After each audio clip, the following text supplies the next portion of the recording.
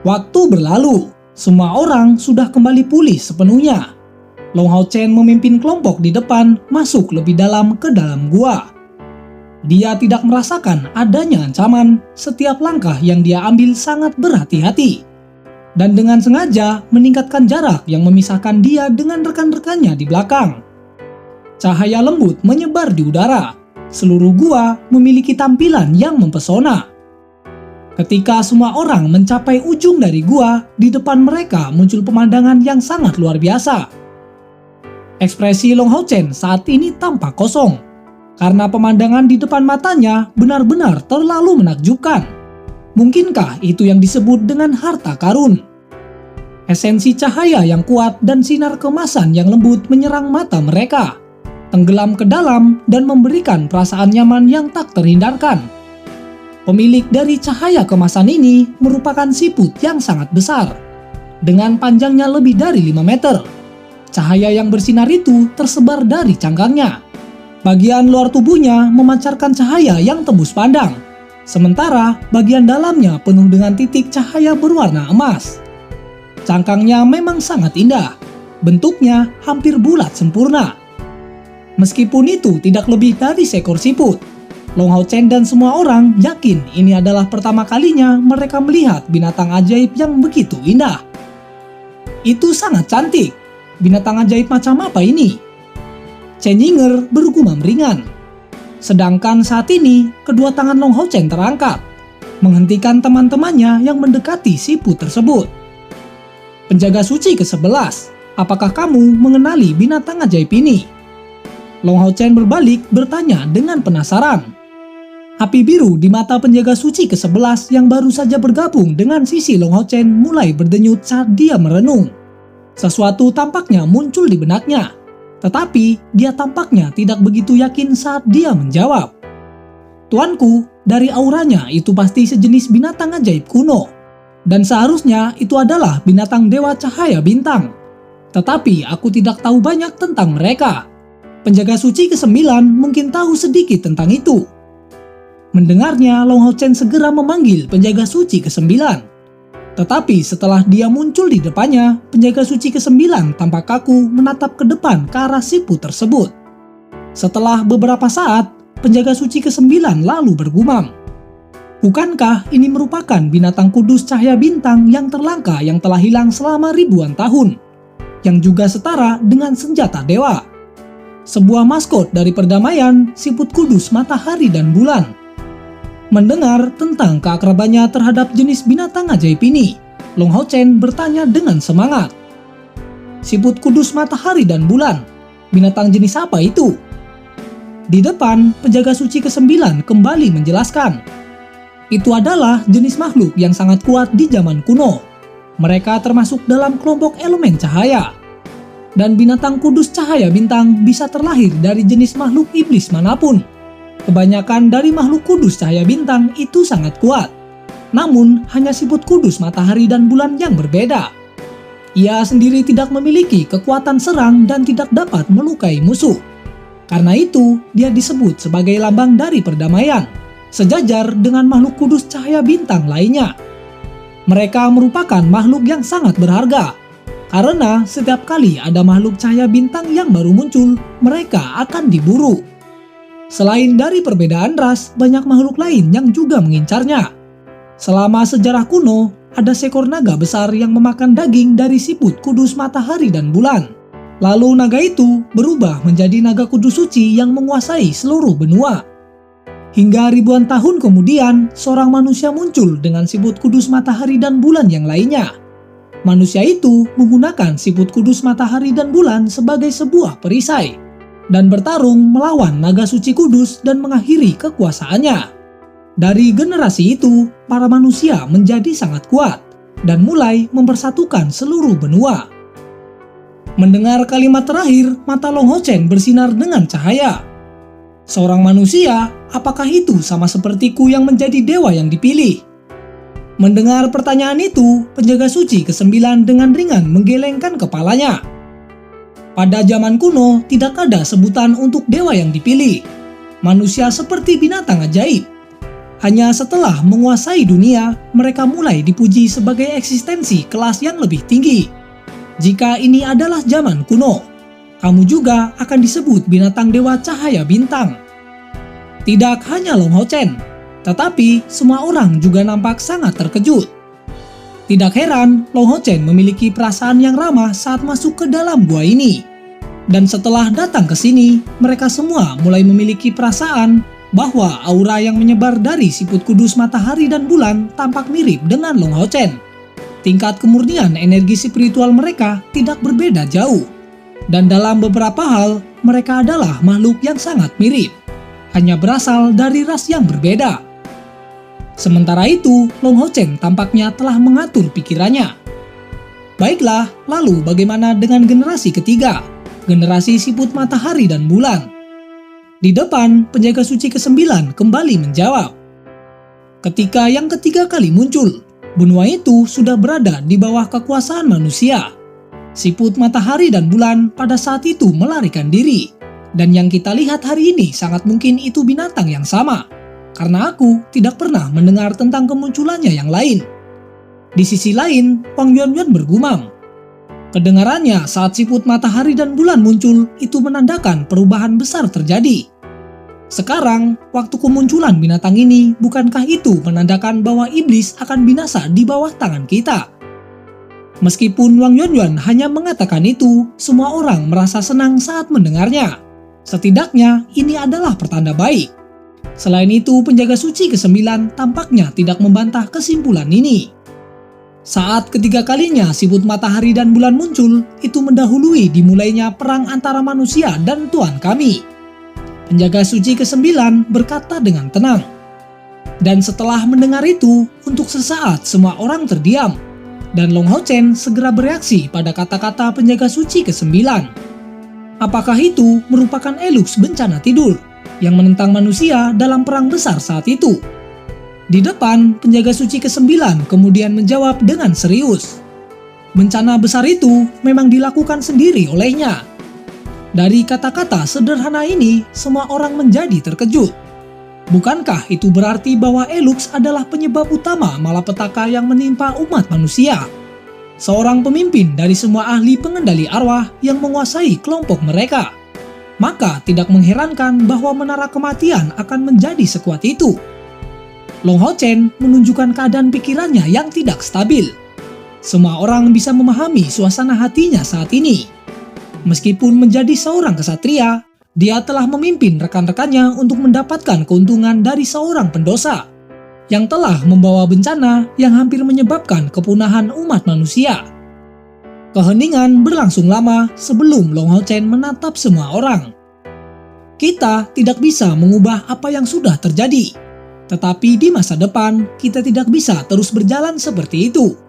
Sekarang aku telah mengambil keputusan bahwa di masa depan, kita tidak akan pergi ke lantai 3 menara kematian dan juga seterusnya. Semuanya, maafkan aku. Mengatakan itu, Long Hao Chen membungkuk di depan yang lainnya. Sedangkan di sisi lain, Han Yu yang melihatnya melangkah maju untuk mendukung Long Hao Chen. Tuan, jangan seperti itu. Kamu tidak bisa disalahkan. Ini semua dilakukan untuk memperkuat tim kita. Kami akan mendukung keputusanmu dengan semua yang kami miliki. Kata-kata Han Yu ini termasuk kategoris saat dia dengan erat mencengkram lengan Long Hao Chen. Dengan mengambil napas dalam-dalam, Long Hao Chen menatap rekan-rekannya dengan sungguh-sungguh. Kemudian dia berkata dengan tenang, "Terima kasih semuanya. Baiklah, ayo sekarang kita pulang." Mendengarnya, penjaga suci ke-9 segera bereaksi. "Tuan, bagaimana dengan siput matahari dan bulan itu? Binatang ini merupakan harta yang mutlak. Tetapi melihat ekspresinya, Long Hao Chen benar-benar ingin melepaskannya." Long Hao Chen kemudian menjawab dengan tenang. "Raja buah hutan sudah mati, jadi dia tidak memiliki musuh lagi. Dan mungkin tinggal di sini merupakan tempat yang teraman baginya. Jadi sekarang kita tidak perlu mengganggunya." Melihat Long Hao Chen pergi, rekan-rekannya mengikuti tanpa ragu-ragu. Long Hao Chen saat ini sebenarnya berada pada kondisi pikiran terlemahnya. Sekarang adalah saat dia paling membutuhkan bantuan dari rekan-rekannya. Penjaga suci ke-9 berdiri di belakang. Pada saat dia menoleh ke belakang, menatap siput matahari dan bulan yang besar sebelum melirik Long Hao Chen. Sinar di matanya mulai berdebar tiba-tiba. Siapa yang bisa tidak peduli saat melihat keberadaan seperti siput matahari bulan di sini? Di dalam dunia ini, tidak ada hal yang sepenuhnya benar ataupun salah. Sama seperti bencana besar dari pengendali arwah yang terjadi pada tahun itu. Bahwa sebenarnya adalah nasibnya sungguh sangat malang. Suara ini tiba-tiba bergema di dalam gua yang tenang. Itu membuat Long Hao Chen bereaksi seketika. Dengan cepat mengeluarkan kedua pedangnya. Di sisi lain, siput matahari dan bulan keluar dari cangkangnya. Dengan sepasang mata hitam menatap Long Hao Chen dengan tampilan yang lembut. "Apakah kamu yang berbicara?" Long Hao Chen bertanya dengan penasaran. Di depan siput matahari dan bulan mengangguk pada Long Hao Chen seolah-olah itu adalah manusia. "Benar, akulah yang berbicara." Mendengarnya, Long Hao Chen kemudian menoleh ke belakang, dan rekan-rekannya secara refleks berjaga-jaga di sekelilingnya. Betapa terkejutnya melihat siput matahari dan bulan berbicara dalam bahasa manusia. Long Hao Chen mengarahkan pandangan penuh semangat pada siput matahari dan bulan. Kemudian dia berkata, "Aku tidak mengerti kata-katamu." Siput kudus matahari dan bulan memberikan jawaban yang antusias.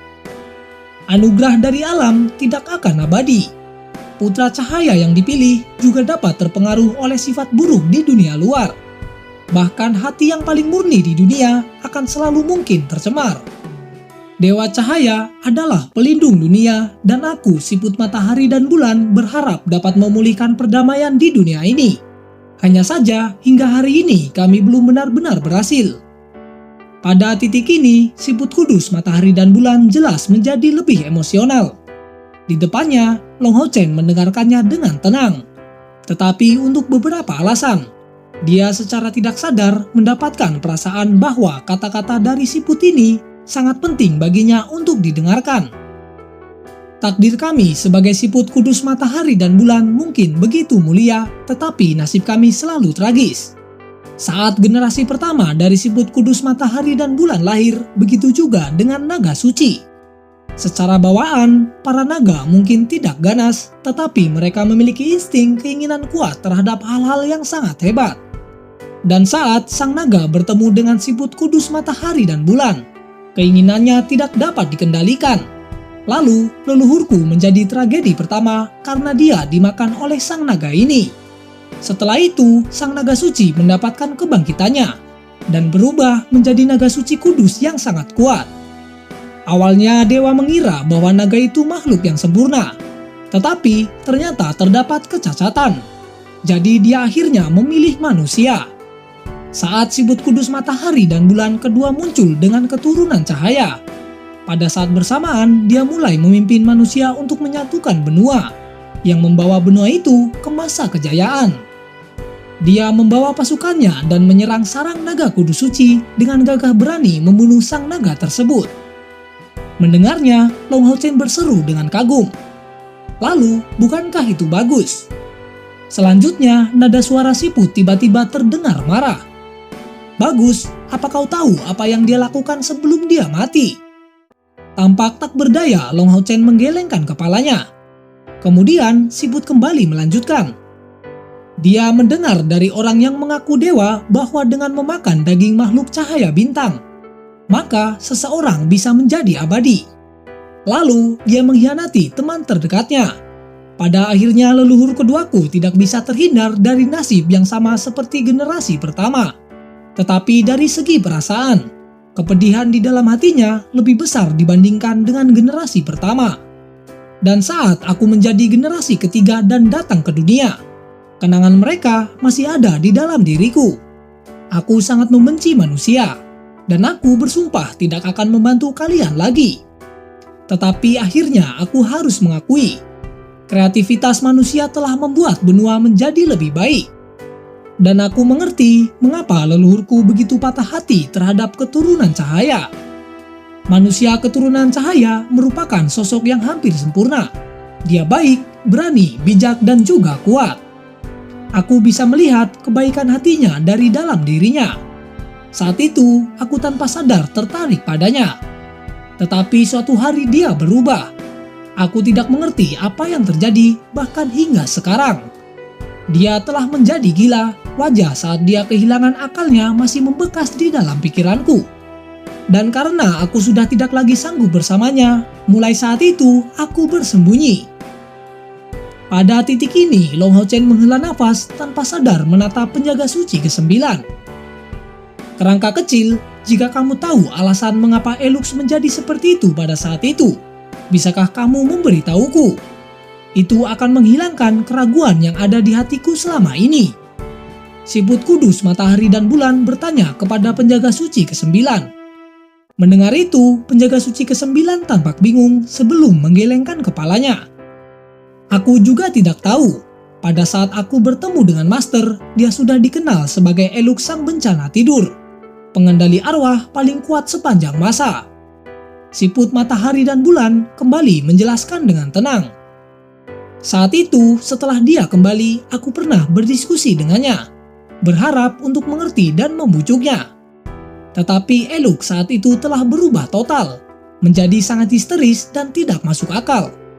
Dia tampak hanya disibukkan dengan kekuatan, tetapi aku dapat melihat bahwa jiwanya telah tercemar oleh sesuatu. Dan itu telah memenuhinya dengan amarah. Aku tidak tahu mengapa dia melakukan itu, tetapi aku yakin sesuatu pasti terjadi pada tubuhnya. Pastinya ada semacam rasa sakit yang luar biasa yang terjadi di dalam hatinya. Pada titik ini, siput matahari dan bulan menatap wajah Long Hao Chen dengan tatapan tegas. Sepertinya Elux tidak bisa melindungi hatinya sendiri. Adik kecil, terlepas dari apa yang terjadi padamu, aku harap kamu bisa menjadi besar hati dan lebih murah hati. Mendengar kata-kata dari siput matahari dan bulan, Long Hao Chen mengangguk dengan sungguh-sungguh, mengukir semua kata-kata ini di dalam hatinya. Dia tidak dapat menyangkal sifat jahat manusia. Dan ini adalah pertama kalinya dia mendengar cerita tentang putra cahaya sebelumnya. Dengan tenang, Long Hao Chen kemudian berkata, "Terima kasih atas peringatan Anda, senior. Saat ini aku masih tidak bisa menjanjikan apapun. Tapi aku berjanji, aku akan mengingatnya. Di masa depan, aku akan datang ke sini lagi. Saat itu aku harap hatiku tetap bersih di depan senior." Kata-kata yang keluar dari Long Hao Chen itu diucapkan dengan sungguh-sungguh. Dan rekan-rekan di sisinya sepertinya semua sedang menatapnya. Semua orang telah menerima untuk mematuhinya dengan sukarela. Dan dapat membuktikan bahwa setidaknya sejak mereka bertemu, Long Hao Chen benar-benar dapat memiliki hati nurani yang bersih mengenai semua yang dia lakukan. Namun di depan, siput matahari dan bulan menggelengkan kepalanya karena kata-kata ini. "Sayangnya, aku tidak bisa melihatmu. Akhirnya sekarang aku mengerti. Apa yang dilakukan generasi sebelumnya itu adalah kesalahan. Meskipun itu dianggap sebagai pengalaman baru, aku tidak akan mengulangi kesalahan yang sama. Apakah kamu tahu apa yang telah aku sadari tentang rasku dalam beberapa ribuan tahun terakhir?" Mendengar kata-kata dari binatang ini, Long Hao Chen kemudian bertanya, "Kamu tidak dapat melihatku. Apa itu maksudnya?" Di depan, siput matahari dan bulan mengungkapkan ekspresi yang mirip dengan senyuman. "Bisakah kamu menebak apa yang aku maksud?" Dengan bingung, Long Hao Chen menggelengkan kepalanya. Kemudian, siput matahari dan bulan kembali melanjutkan, "Aku telah menunggu kedatanganmu di sini. Karena itu, kehidupan panjangku telah berakhir. Mohon izinkan aku mengorbankan segalanya untuk keturunan cahaya karena itu sudah menjadi takdirku. Anak muda, siapa namamu?" Mendengarnya, kedua tinju Long Hao Chen mengepal dengan erat. Dengan sedikit sedih, kemudian dia menjawab, "Namaku adalah Long Hao Chen." Dia dapat dengan jelas melihat energi kehidupan dari siput matahari dan bulan di dekatnya beredar dengan kecepatan yang ekstrim. Sama seperti bendungan, sirkulasi energinya meningkat dalam intensitas. Seolah-olah tubuhnya telah berubah menjadi bola air sejak lama. Esensi cahaya yang kaya dan lembut menyebar, itu membersihkan hati semua orang yang hadir. Selanjutnya, siput matahari dan bulan menyatakan dengan suara lembut, "Long Hao Chen, ingatlah apa yang sudah aku katakan. Kamu mungkin keturunan cahaya, tetapi itu tidak membuatmu menjadi makhluk yang sempurna. Setiap orang akan melakukan kesalahan, tetapi hatimu harus tetap teguh dan lapang dada terhadap dirimu sendiri. Jika suatu hari kamu bertemu dengan Eluk sang bencana tidur, tolong kirimkan salamku. Aku benar-benar sangat merindukannya." Suara dari siput kudus matahari dan bulan itu tampak semakin lemah sampai menghilang sepenuhnya. Dan tubuhnya sekarang mulai transparan. Cahaya lembut kemasan terus membentuk lingkaran dan memancarkan gelombang cahaya yang mengesankan. Air mata saat ini mulai menetes dari wajah Long Hao Chen saat ekspresinya berubah menjadi tak terlukiskan. Dengan tangan kanan diletakkan di dadanya, Long Hao Chen melakukan salam ksatria penuh dengan hormat di depan siput matahari dan bulan yang sedang perlahan menghilang. Tidak hanya dia, tetapi yang lain juga mengikuti. Bersamaan dengan bintik cahaya kemasan, cangkangnya yang besar tiba-tiba mulai berputar. Pada setiap putaran, warnanya menjadi gelap sedikit demi sedikit dan ukurannya menyusut. Beberapa saat kemudian, itu menyusut menjadi bola cahaya kuning mengambang di udara menuju lurus pada Long Hao Chen. Pada tangan kirinya, secara tidak sadar itu diangkat oleh Long Hao Chen, bola cahaya itu jatuh tepat di tangan kiri. Dengan diresapi oleh perasaan hangat, Long Hao Chen merasa hatinya menjadi semakin jernih. Karena semua perasaan yang terkekang di dalam hatinya, termasuk penyesalan yang dia alami setelah mengetahui asal-usul dari Eluk, semuanya telah menghilang tanpa terkecuali. Itu menjadi hati yang murni seperti bayi yang baru lahir. Energi spiritualnya tidak meningkat sama sekali. Tetapi dari kejadian ini, Long Hao Chen mulai memahami betapa pentingnya hadiah yang baru saja dia terima dari siput matahari dan bulan. Tidak hanya membantunya dengan membagikan ingatan, tetapi jiwanya telah benar-benar dibersihkan. Yang lain tidak memiliki dampak secara langsung. Tetapi di mata mereka, perubahan pada Long Hao Chen itu sangat jelas. Saat cahaya kuning menyatu dengannya, seluruh tubuh Long Hao Chen tampak transparan. Baik itu dalam ekspresi, aura atau energi spiritualnya.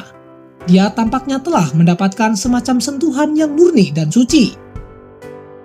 Melihat tangan kirinya, Long Hao Chen terdiam sesaat, tiba-tiba dia mengambil 2 langkah ke depan. Perlahan berlutut di tanah sebelum membungkuk ke arah di mana siput matahari dan bulan itu menghilang. Siput matahari dan bulan tidak hanya mengajarinya tentang toleransi, tetapi itu juga tentang pengorbanan.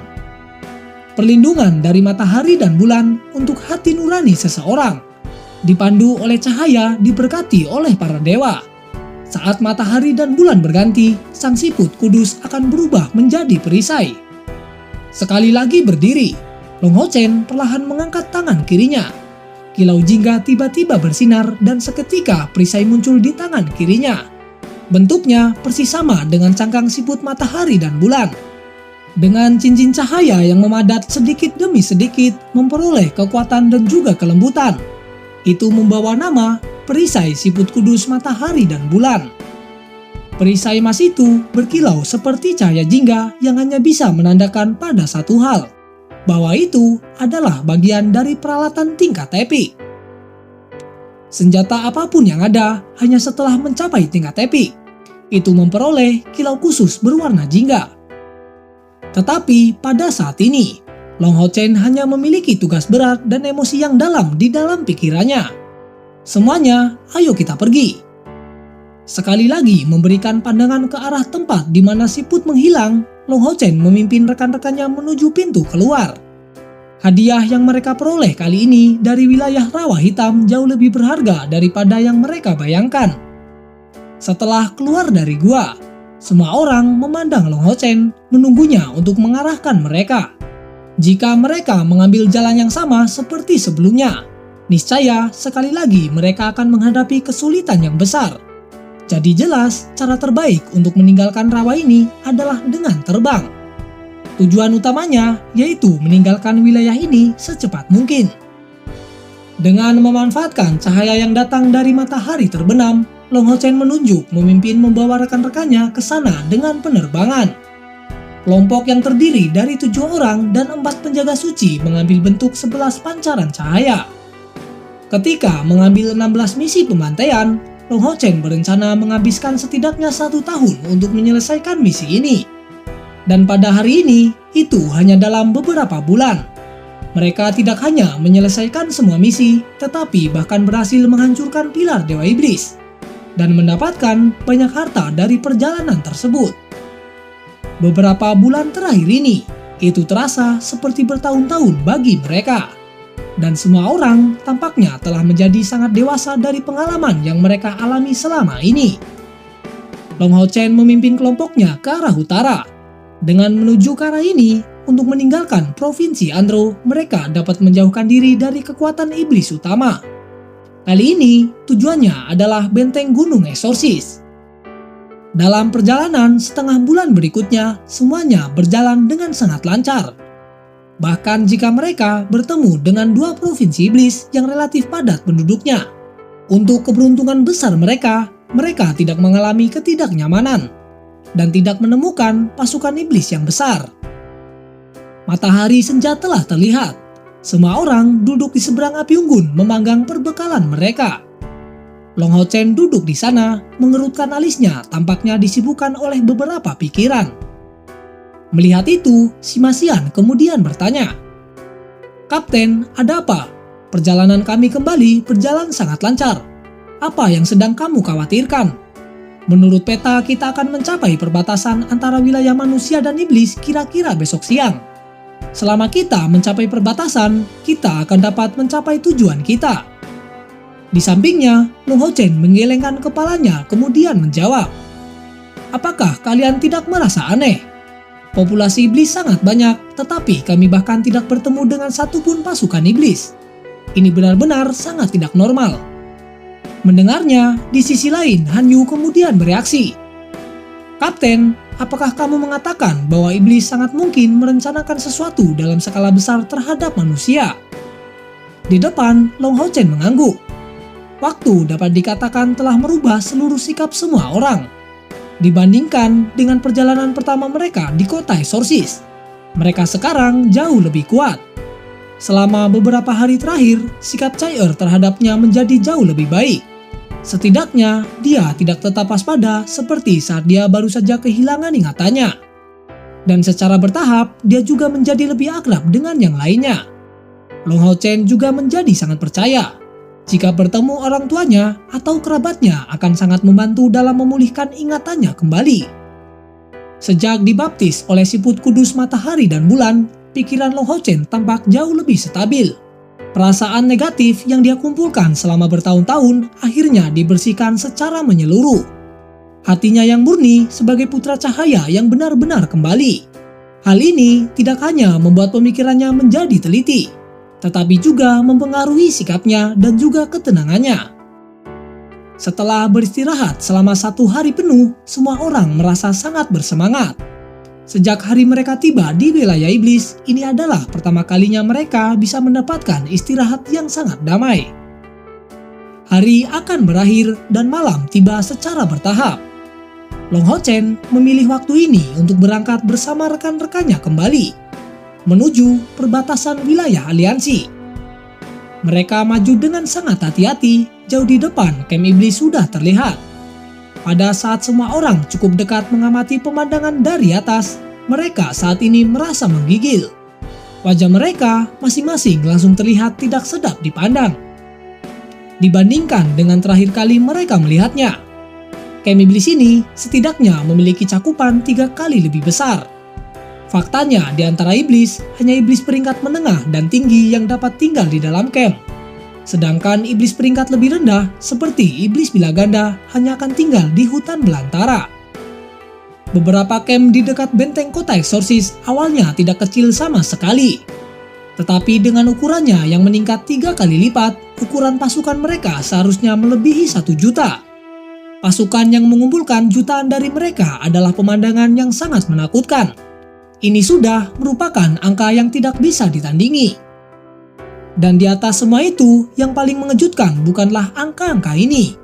Yang paling mengejutkan mereka adalah ketika mengamati camp dari jauh, mereka dapat dengan jelas melihat bahwa 8 pancaran warna berbeda memancar. Samar-samar menerangi area camp seperti sinar yang melesat ke langit. Pilar Dewa Iblis. Ini sebenarnya ada 8 dari mereka. Artinya saat ini 8 Dewa Iblis sedang berjaga-jaga. Selain itu, cahaya yang menyebar terasa sangat kuat. Setidaknya itu adalah Dewa Iblis dari 10 besar. Hanya saja, apa yang akan dilakukan pasukan iblis ini? Apakah mereka berencana untuk meluncurkan serangan skala penuh? Setiap orang di kelompok Long Hao Chen memiliki pemikiran yang sama. Saat melihat camp yang tampaknya tak berujung ini, Long Hao Chen merenung. Yang lain tetap diam dan semua menunggu keputusannya dengan tenang. Pasukan dengan jumlah 1.000.000 iblis dengan 8 dewa iblis mengawasinya. Apa sebenarnya yang sedang mereka rencanakan?